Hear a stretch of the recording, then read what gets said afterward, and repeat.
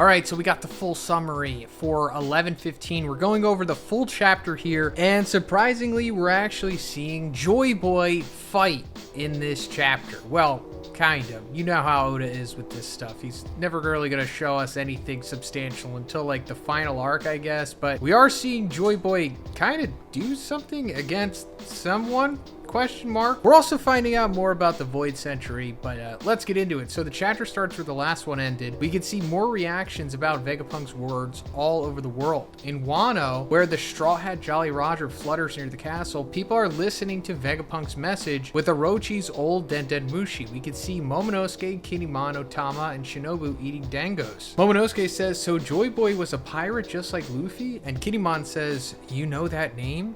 So I guess they're not like talking to each other. They're not talking about what happened because we saw that Zunisha could like, telepathically communicate with Momonosuke, and that's how Momonosuke knows about Joy Boy. So Momonosuke just didn't tell anybody about that. Cut to G4 Marine Base Prison, and we see that Demaro Black and his crew are also listening to Vegapunk's message. All of them are now cosplaying as kids pirates. Demaro is kid. So this is funny. Demaro Black is like the guy that was in the Return to Sabaody arc, after the time skip was over and they were like going around acting as the Straw Hats. Now they're acting as Kid's crew, which is funny. Many reasons, but also we haven't seen Kid since he was defeated by Shanks. I guess we'll see him when the Straw Hats finally get to Elbaf, whenever that is. Vegapunk's broadcast continues while we can see that Luffy, Dory, and Bragi are still running from Mercury. Vegapunk says, to explain why Joy Boy was a pirate, I must first talk about the Void Century. I've only read a small portion of the Poneglyphs, but Poneglyphs are records of a massive battle fought during the Void Century. Joy Boy's enemy was the current world government. So I think it's pretty easy to figure out why Joy Boy was called a pirate because the world government, formation of the 20 nations back in the day, or as Vegapunk is going to call them, the Alliance Army, they pretty much made like laws. And nobody really wanted those laws except the Alliance themselves. And then I guess anybody going against those forced laws was committing piracy, I suppose, right? Cut to the laboratory and we see that Mars is walking through a corridor and using Conqueror's Haki as he walks. It's a very cool panel. After he passes, many Denden Mushi fall to the ground unconscious. So yeah, this does sound pretty cool, and I guess it confirms that all of the Gorosei have Conqueror's Haki, because we saw that Mercury definitely had it. And I guess it's not too surprising that they all have it. I mean, they are all like the final bosses in their own right? I mean, like the final commanders under Imu, so yeah, they should at least have Conqueror's Haki. I mean, they were probably all leaders of individual nations back in the day anyway, right? Vegapunk says, to be precise, Joy Boy enemies were an alliance army of 20 nations that later became the world government. In other words, Joy Boy and his group was so sturdy that such forces were needed to fight him. So that also makes sense. I'm sure Joy Boy was an absolute beast and his crew was just as beastly. Like, I'm sure they're analogous to the Roger Pirates and his crew, like how powerful they were, right? Probably even more powerful. Like, I'm sure Joy Boy, once we finally see him, is gonna be like the strongest guy ever, aside from like absolute end of series Luffy and, I don't know, Emu and Blackbeard or something like that. While Vegapunk says this, we can see a panel where Joy Boy, using his Nika form that looks like Luffy Gear 5, was fighting multiple king. Unfortunately, all of them are just silhouettes. So, yep, back to silhouette piece. This is Oda's favorite thing to do. Give us a bunch of silhouettes, and it's not even over. We're getting another silhouette at the end of the chapter. I'm pretty sure you know who that is. But yeah, we're seeing Joy Boy actually fight here using his quote-unquote Nika form because he did eat the Sun God Nika fruit. He was probably the first user of that fruit. Because, like we talked about before, Joy Boy and Nika are like not one and the same. Joy Boy is Joy Boy. He was probably just a beast in his own right, and then once devil fruits came around, I guess he was one of the first people to eat them, along with Emu and the Gorosei. Like, I think Emu might have been the first person to eat a devil fruit. Now, who are the multiple kings that he's fighting? I guess they were some beasts from the 20 allied nations, possibly, or maybe he's fighting the Gorosei.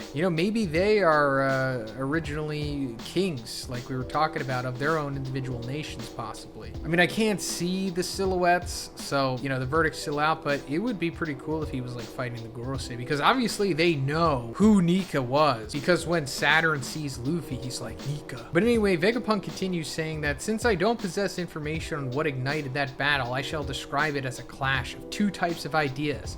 and neither side can be defined as good or evil.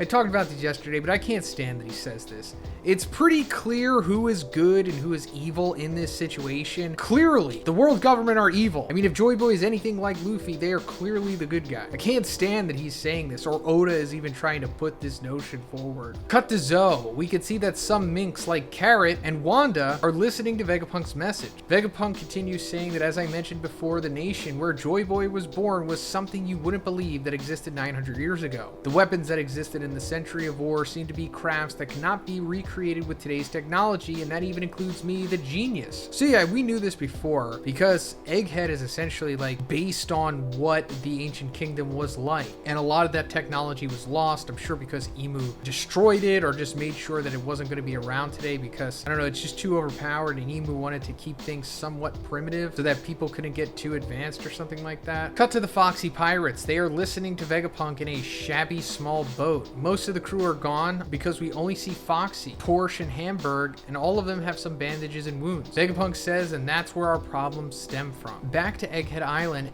Edison asks Stussy to run away, and she doesn't need to care about the barrier anymore since it's useless against the 5 elders. Cut to Nami's group. Nami says that they need to hurry since the marine battleships are gathering around Elbaf's ship. We can see that Zoro and Jinbei almost reach the ship. Back to Stussy, she's talking with Kaku, very sad. She says, I don't know what to do. Now that Stella is gone, I've lost my purpose in life. Nusjuro breaks free from the giants and attacks Bonnie, but Frankie pulls her out of the way to avoid the attack. Nusjuro's attack cuts off easily Elbaf's ship's figurehead. He says, you talk too much, Vegapunk. All these annoying signs of life. Then Nusjuro jumps into the air, and in an epic double spread, he cuts the entire cloud under Punk Records in half, freeing all the Seraphim and the Cypher Pole agents in the process. All of them fall to the lower part of Egghead.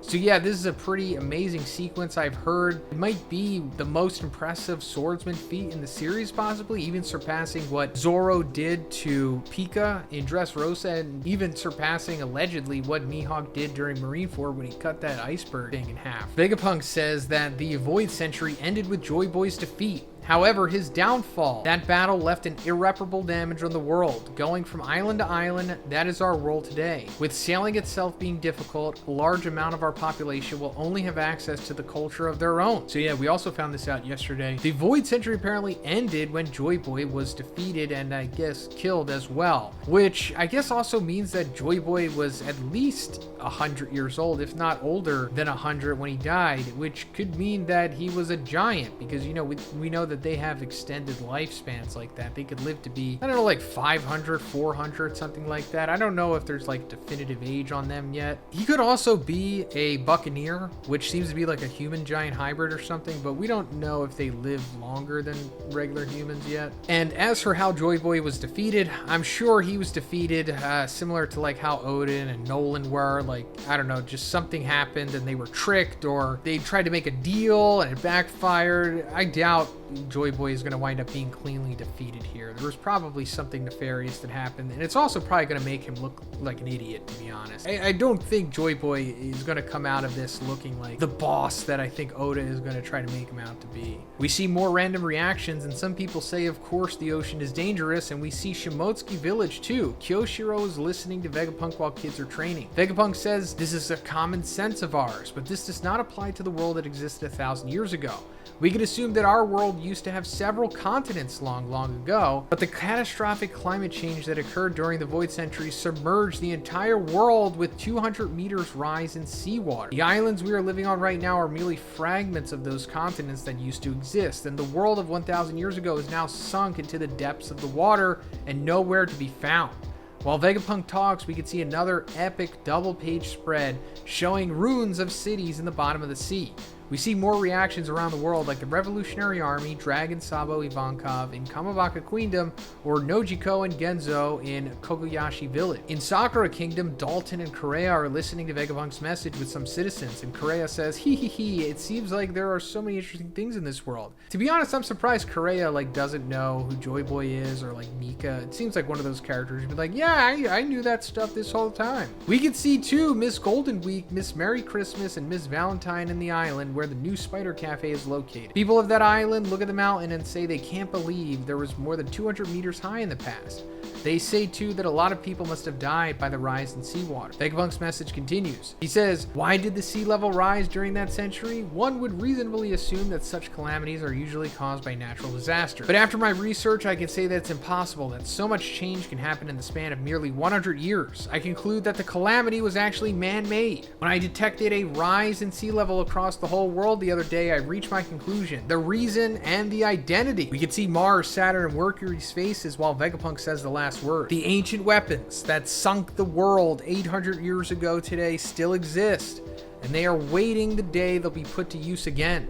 Okay, so he says the ancient weapons, plural. It's possible that all of them played a part in sinking the world, not just Uranus, because, you know, we've talked about it enough now that it's very likely that Imu just spammed the world with Uranus, just kept, like, putting holes in the ocean and destroying islands, destroying pieces of continents or whatever, and just putting holes in the world because of that and raising the sea level slowly, because just destroying Lelusia raised the sea level like 1 meter. So they definitely did this, like, over, like, 200 times or something in the span of like 100 years, which, you know, flooded the world essentially. But maybe it was just more than that. Maybe Pluton also played a part, because it seems like as strong as Uranus is, Pluton is just as powerful. And Poseidon, you know, the ability to control the Sea King, probably played a part in that as well to some extent. Like, imagine just all of the Sea Kings in the world banding together and just wrecking stuff or moving things or whatever. Cut to Mary Joie in the final page of the chapter. Imu, still shadowed, is in the room of flowers, playing with the butterflies, and the chapter ends with Imu's close-up while Vegapunk talks.